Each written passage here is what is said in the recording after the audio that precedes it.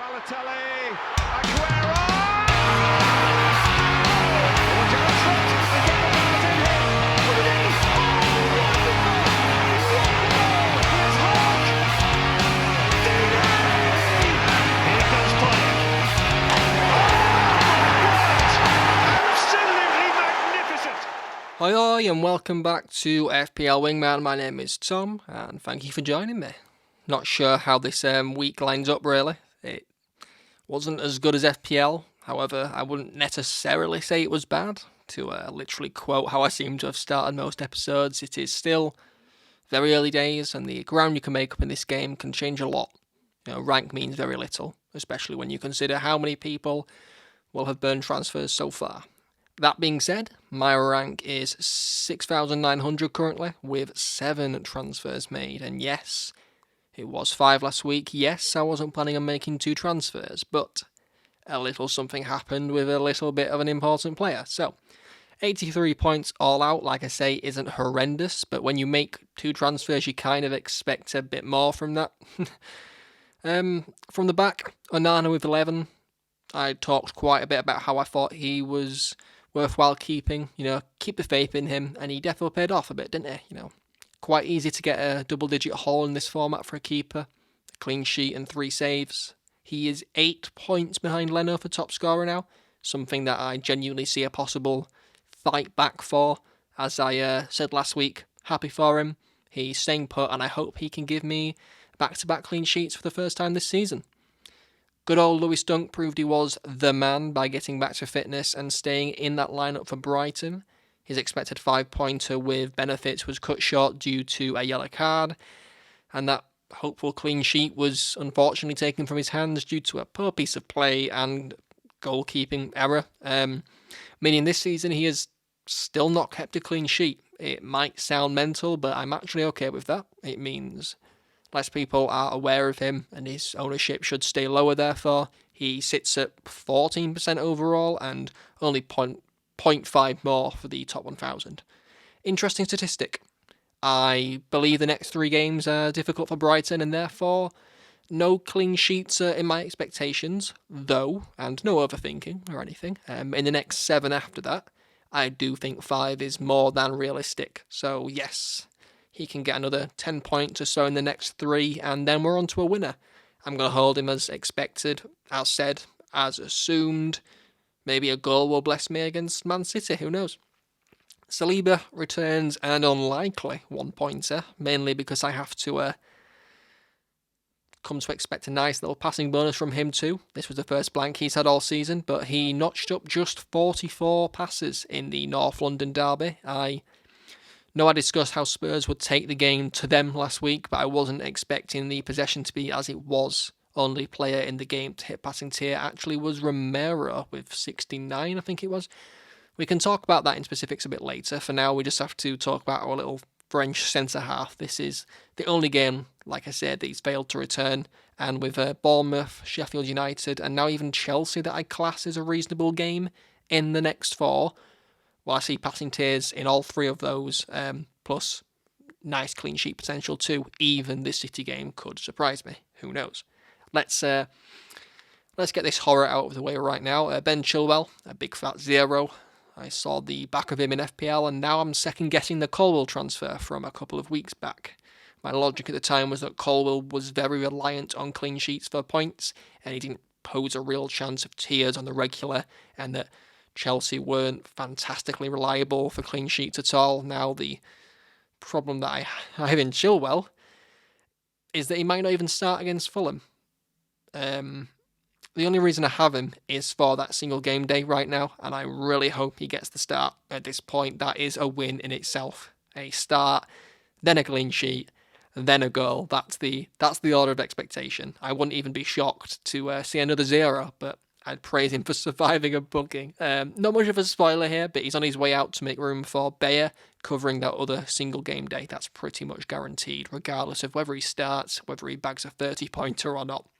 A lovely little 9 points from Ruben Dias, thanks to a clean sheet for all the citizens, but only passing tier 1. That's, as always, that's come to be the standard of reality when you're down to 10 men. You have a little less of the ball. I'll speak a bit more on him at the end of this team rundown. Bissouma returned a 3-pointer this week after hitting tackle tier against Arsenal, however did receive a booking to go with it. Very close to those extra points from passing tier, however, no cigar, as the old saying goes. I don't know what to expect against Liverpool in terms of his returns, but I can assure you that I'm just going to be excited to watch the game in any case. I've considered the whole captaincy on him for the single game days that he will have, but as we spoke about with ceilings and stuff, I won't be doing the I was going to say smart thing, but the risky, dumb thing, I'm not too sure. It is much more likely going to be a move for Son instead. Bissouma is currently the cheapest player in my side, and as an enabler, he is doing exactly what I expected from him, so that's fine. Watkins finally got his goal and gave me a 7-point addition to the week. I don't know how he didn't get shot here. Like, his goal itself was a rebound from his own shot. I need someone to explain the rules from that for me, please. I spoke last week about moving him on to a Newcastle asset in a sideways move, and for reasons that arose, that didn't happen. Probably for the best, obviously, since he scored. I'll just hold him now, rather than look to bring in Diaby instead. Cash and Pau Torres are very much on the cards, though. Awani with the 1-pointer. The consecutive returns have ended, and a yellow card humours me, I'll say. I mentioned this in the FPL review, but it was funny, so it makes up for the reduction of points. He has a captaincy day against Brentford and will probably come out after Luton, I think it is, for Heung-min Son. Salah provided the goods as standard, a nice 10-pointer from the penalty spot, and a captaincy makes that twice as sweet for the team. He will get the captaincy on many days this season, surely. He's going nowhere, as is Haaland, the other captain from this weekend, who notched himself that ever so expected goal, but nothing more. Only one attempt on target. Spoke about him being out of form, but that only makes me more worried that he's capable of doing a madness, like I say, going nowhere. Well, I guess now is where we get the Rodri talk over and done with. I literally said in the last episode that he is also in that category of never leaving the side. Well, the red card wasn't really in consideration there, and though I thought about whether it was worthwhile holding on to him, it was best to make use of those fixture gains to quickly sum up his game now. 5 points going into half-time because he had already hit enough passes, and I only assumed it would go up in points from here, but he gets a red and loses that tier effectively, returning just 2 points. This would have been the ideal move to go from Rodri to a Newcastle defender, but I can't because then I'd only have 2 midfielders. I spent a lot of time on Saturday night trying to work out what I should do. Obviously, last episode I kind of outlined the plans. I had to weigh up whether it was worth using 2 transfers to take him out, bring him back in, yada, yada, yada. Short version of this story, whilst considering my wants and those plans already established, was to move him to Declan Rice, who would have played 5 games, and then bring him back to catch the United game. That's 4 extra fixtures on Rodri, who would have only played against Brighton, costing 2 transfers. I thought that was decent. Just wasn't expecting Declan Rice to go off so early in the derby. Hopefully that's nothing to worry about. Otherwise, it really will be a horrible look. Just 2 points therefore, and 4 more potential games to justify it for now. Onto that Watkins sideway move for Shah that I didn't make. Well, the reason being that the last thing I should be doing when considering the circumstances was using a transfer and not gaining a fixture. So, as I said, I didn't take him out. I did, however, take out Ruben Dias. Yeah, risky. But the reason being that I was going to move him on after the Wolves game anyway, and this was a way that I could get a Newcastle defender. Shah returned 9 points, so it's already a good start. I mean, all the other Newcastle defenders got more, but that's not the point. If Dias doesn't outscore him in the next week, then it was a good move. But I knew that so many people would have a Newcastle defender, and so many would have 2. It seems I bought the only one that didn't score in what I can only laugh at, really. Hindsight is 2020. Probably the reason for a rank drop, to be honest. So, yeah. happy days on catching him, clean sheet and passing tier. He will stay until game week 10, I think it is in Sky, I believe, before he turns to a Brighton player. The rejigging has affected plans, but that's what happens in this game. You need to improvise, you need to deal with it, and each decision you make has a knock-on effect. This main one being that I kept Watkins, and therefore won't move to Diaby. It also means that I won't be moving from Diaz to Bayer in order to cover that Burnley and Luton single.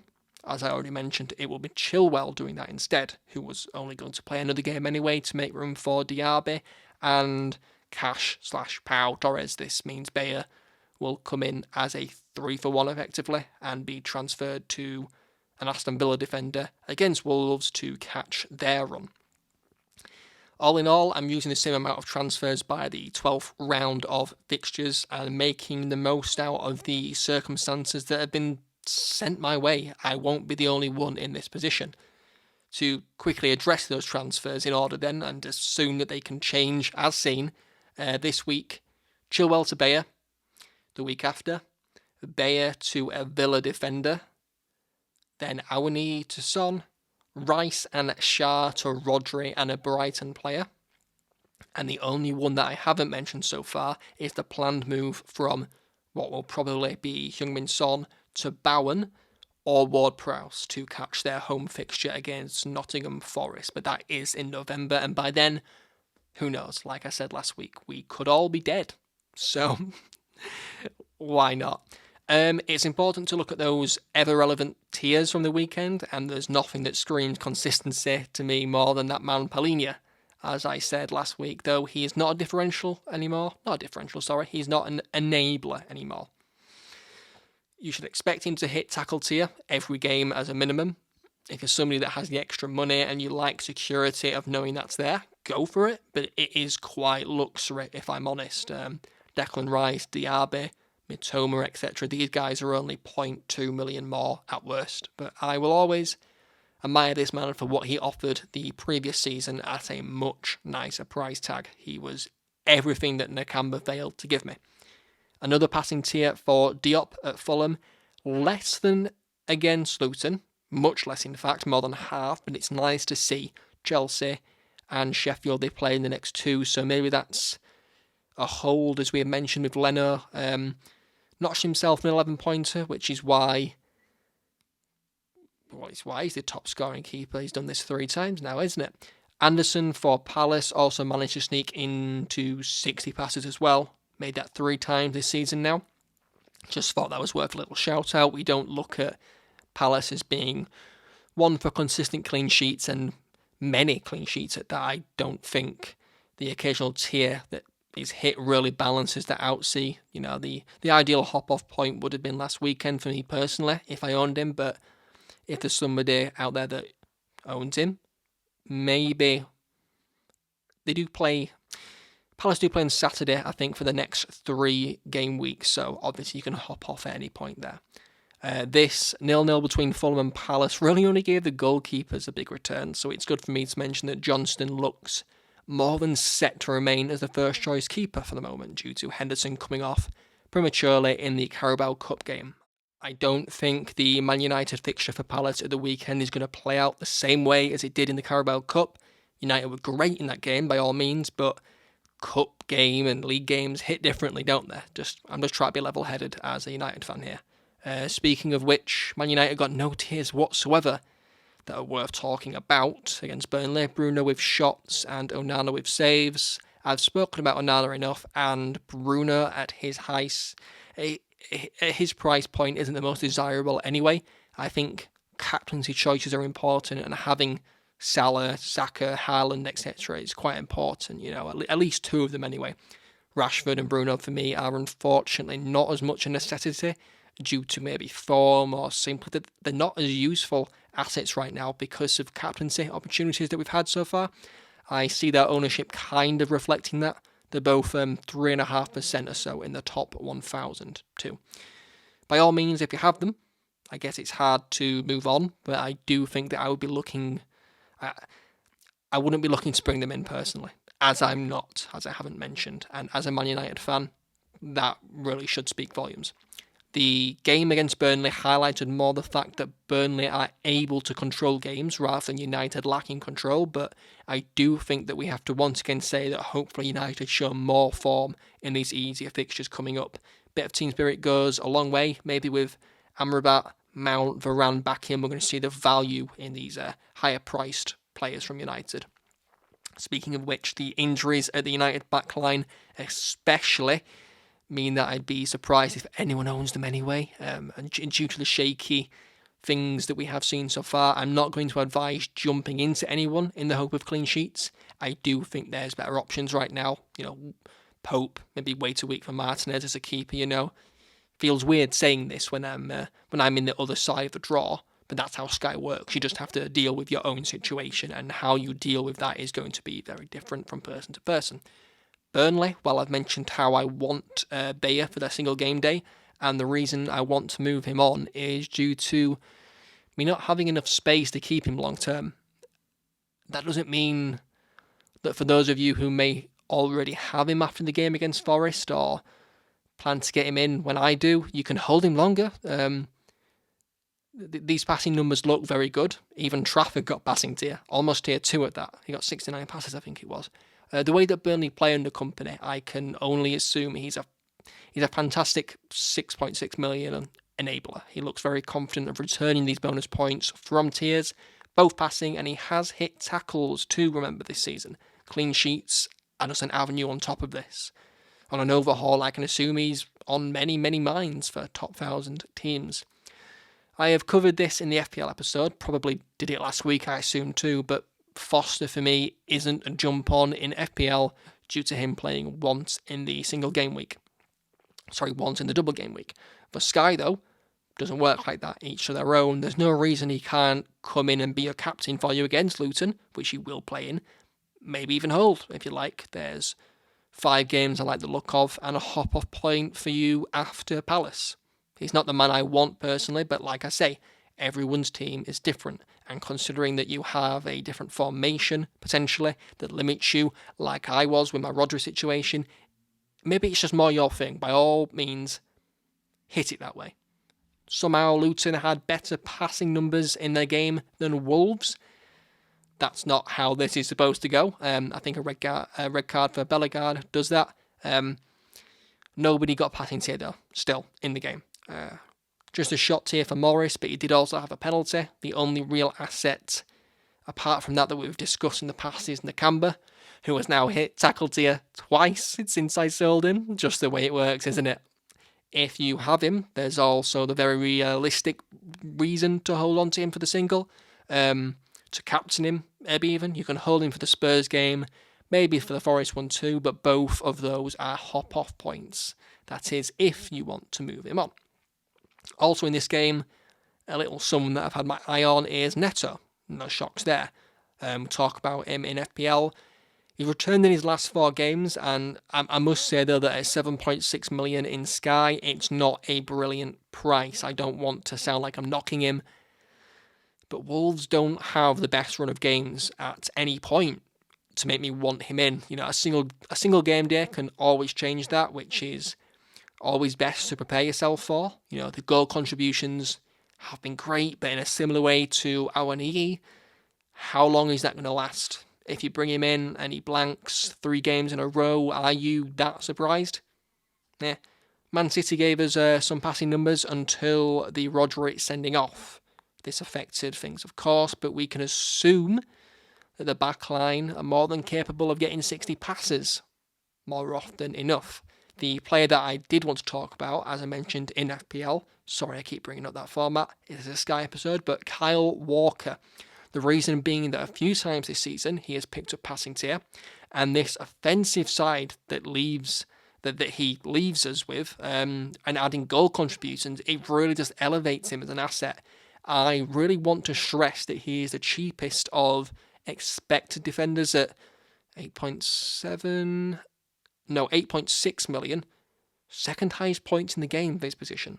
Passing tiers in 5 out of 7 games. One being Forest, where, as I say, red card changes things, and the other one that he didn't return in was Burnley. who, as we've seen, take a lot of the ball. He is very much in my thinking for the next time I want a City defender, and the savings from him as opposed to a Diaz, for example, is massive. And that will happen at some point throughout the season. I will want another Man City defender. Walker supposedly said that the only doubt he had about signing a new contract was the need for minutes. And if he continues to play as much as he is, then wow. Arguable that they don't have another option at the moment for right back. I don't think Rico Lewis really is on the consistent level of competing with him, but still. Another cheap option for them right now is Alvarez too at City. I don't think anyone is in a hurry to get rid of that if you own, so don't. That's my take. Don't overthink it. Bring him in, however. The hop-on point is Man United, and I think right now with fixtures always being relevant, probably not for me. Brentford had a nice little tackle tier appearance for Norgard. This has gone under the radar for me a bit, but he has picked up tackle tier 3 times now and provided an assist. Nothing mental, but a 6.9 million, like a couple of others that I mentioned, maybe consider, because unlike the usual tackling boys, he has returned in the smaller games and not got them against Spurs or Newcastle. Usually it's the other way around because they'll have less of the ball, and let's just monitor him, against Man United, Burnley ironically, and Chelsea in the next 4. It will be interesting if he also makes himself an option in the bracket of players like Basuma. Passing for the 2 centre-backs in Pinnock and Collins. Like you expect me to say, Brentford haven't shown too much as of late, and I'm not interested in their defensive assets, especially. Though it's always a point to look at the games they hit these numbers in, and it does seem to be the lower teams. Failing to do so against Newcastle and Spurs, I do think it is worth considering other options for captaincy if you couldn't find Mbeumo, like many will be doing this week against Forest for captaincy, where it's not what I advise doing, but there is always people who own different assets and always people thinking outside the box. So yeah, Pinnock and Collins. Arsenal. No passing tiers hit in this game, as we established. Only Romero for Spurs, who I have considered bringing in, like I've said, for those single game days, and therefore some of you in Sky at 7.9 million. That's the man I recommend from their back line. But what I really wanted to mention was that the Gunners, is their injury concerns, Saka and now Rice. My honest expectation is that they'll probably feature against Bournemouth, but they are flagged. So on the off chance that you wanted Saka for the captaincy on Saturday over Haaland, have that in mind. Rice will also be a big miss for them if he doesn't play as their midfielder. Their defensive-minded midfielder, that is. They'll be lacking very much in this area of the pitch. If that is the case, it will affect how they play, and therefore assets such as Havertz, Odegaard are going to suffer. Not that anyone owns the former, I guess, but still. Partey and Rice being out for Arsenal is huge. Tackles hit by both Spurs fullbacks, and shots on target from Johnson and Son. The time is not now for me to grab Son, like I say, but I'm aware that many will. And those of you who are monitoring him, consider that ownership. Not just this weekend because they play Liverpool, but the following week against Luton is pretty nervy for me. And I'll probably grab him in FPL. Maddison's cheaper, just a little, but his returns, they've been a bit more consistent so far. That doesn't really consider the 3 games that as a striker, Son has found the net 5 times. Maddison has just been ticking along all the way since game week 1. He does apparently have a small knock, but right now, who doesn't, Rotation galore at Brighton as ever, who they reminded me this weekend that Dunk's partner isn't really secure, and that extra player that I want besides him for their good run of fixtures probably does need to be a midfielder. Mitoma might have to be the one, but if Pascal Gross is back by that time, the easier fixtures make me think that those tiers are more attainable for him, and I like consistency. When he's fit, he gets shoehorned in, even right back last season as we saw. Benji Chilwell apparently also has a knock too. Jesus Christ, I really mean it when I say I just hope he starts. Then it's a move out for me. James might not be back Gusto, can he be there? Who has a clue? Could Chilwell play right-sided full-back? If you have him, I don't know. I'm in that situation. Like I say, I just hope he starts. If you have Jackson, he won't play this week. If he was your captain choice, I'd think whether you have to decide with yourself whether you think it's worth to just make a sideways move to someone like Thiago Silva, or you just skip it as a single game day. If you can't get to Thiago Silva, you can't get to the defender, maybe Sterling, but personally at that point I just say it's probably better to miss. I'd move on and hope, and I'd probably move to Thiago Silva if I could, and then move him on after the Brentford game. But it doesn't mean he's getting any tears, and trust me when I say I really wish I had moved for Thiago Silva. I keep mentioning Cash and Torres because I don't want to repeat this mistake. Centre-backs are often better in this format for tiers. Not that anyone hit passing in either game for either side. Cash the only one on shots, which is worth mentioning due to Bailey potentially having a knock. And we have seen Cash play more advanced this year. Maybe, just maybe, after Brighton we will know a little more and I'll be ready to make a 50-50 swing once again. Kamara in this game also got tackled here, but it's the only time so far, so it's not an interest for me. I just wanted to mention that so that nobody else gets the wrong idea. Liverpool, Van Dijk on those passing numbers as expected, but then the two main midfielders too. Most people that are taking this game seriously or know what they're doing have Salah, and therefore another midfielder from them isn't easy to do. Szoboszlai does seem to be consistent enough with tiers and has shown those goal contributions as ever, but at 9 million, that's too off-putting for me. McAllister, I think he's slightly cheaper, but he's in the same category, unfortunately, and other players like Darwin Núñez at 9.4, unless he's starting and secure, I can't take that strain, personally. I talked about Bowen before, or Ward-Prowse, so I naturally want to highlight another goal and a shot tier for Jared, only blanked against Man City so far. Obviously, there was just a shots tier in one game, but if you have him, keep him, absolutely. And that brings us to United of Newcastle. Wilson with 5 shots on target. Whoa. Botman and him are potential doubts for this weekend. Not that this weekend was a buy on point anyway, but it's worth a mention for obvious reasons. I could see Byrne move to centre-back again, although he is now flagged as well. Honestly, not a clue. We've spoken about them being more reliable starters from the back, and my opinion here is reiterated. The strikers require a big set of balls to target in this format because you have no bench option to replace them. You don't have that fallback, even if it is a 4 million Bayer in a FPL, for example. Let's have a quick look at the top scorers this week. Interesting enough, it is Botman at the top, and Trips tied with Son as well. Then Saka, and then Matoma, none of which I owned, and that is probably another reason that counted towards my small rank reduction. What does count for me is that Haaland, Rodri, and Salah are in the top 5 season point scorers. Saka and Son also featuring one, which I will be grabbing in Son and Saka. Well, we'll just have to wait and see, won't we?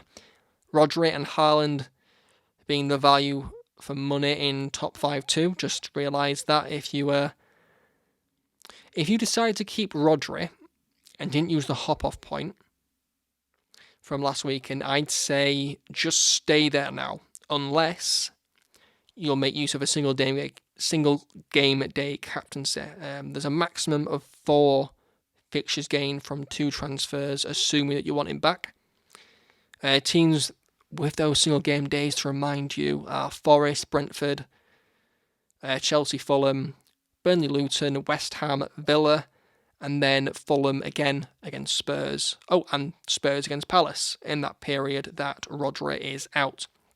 So, a sideways move to Son from Rodri would in fact give you 6 fixtures technically, assuming that you captain him for the singles. If you can move from somebody else to get back to Rodri, and therefore keep Son for the additional single that he'll have against Chelsea, I'd say that works out.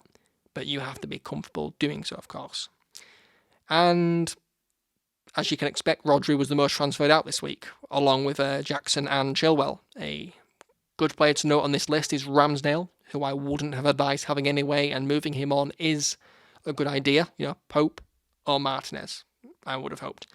Lewis Dunk, though, sits on here highly, and that gives me a bit of the happy, knowing that he is less owned, like I said before.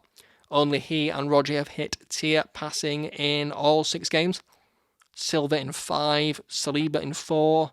Consistency. Likewise, Polinia has only played 3 games and has hit tackle tier 2 in all of them. More than anybody else. Captaincy for next week. Very straightforward for me. For Saturday, it should be Haaland. Saka, as I've said, is a risk, but no doubt a differential. And instead of Salah for a third option, since they play Spurs away, I'm going Bowen as my other choice if you dare to be different. For the other 3 single game days, I believe Sunday should be between either Awani or Mbeumo. That's all. Monday should be Thiago Silva or Zazie. Sterling maybe is viable.